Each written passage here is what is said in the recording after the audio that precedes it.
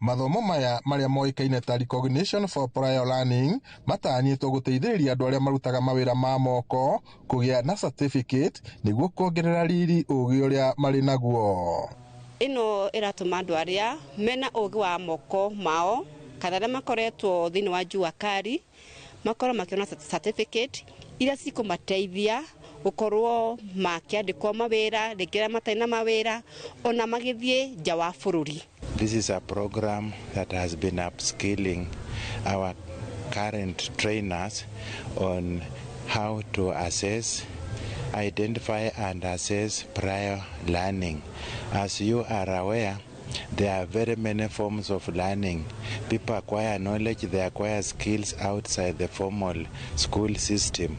We have abundant skills in our Juakali sector. These people are very good in their respective skill areas. They are working, they are driving our economy, but they are disadvantaged because they don't have certificates.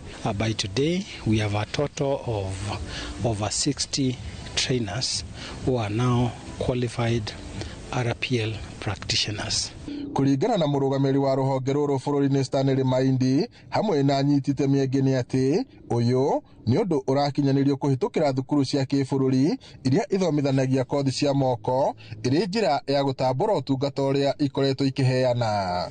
The moment we finish training now, we will send these trainers into the businesses in the informal sector to identify the people who have skills but they don't have papers. We are also working with the construction firms. We are working with the affordable housing program to assess those workers who are on the construction side. Some of them, like plumbers, electricians and masons, have skills but they don't have papers. Fatwa program on todo wariri.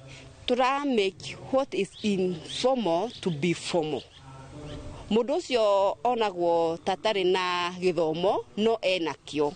So we are acknowledging wĩra ũcio akoretwo akĩruta rĩ na ũgĩ ũcio enaguo rĩ utuĩke wa kuonekana ona akiheo certificate yake. Let them come to Nyandarua, let them register, and we are going to take them through the process of certification through RPL, and they will get certificates which can enable them bargain for their worth in any sector of the economy.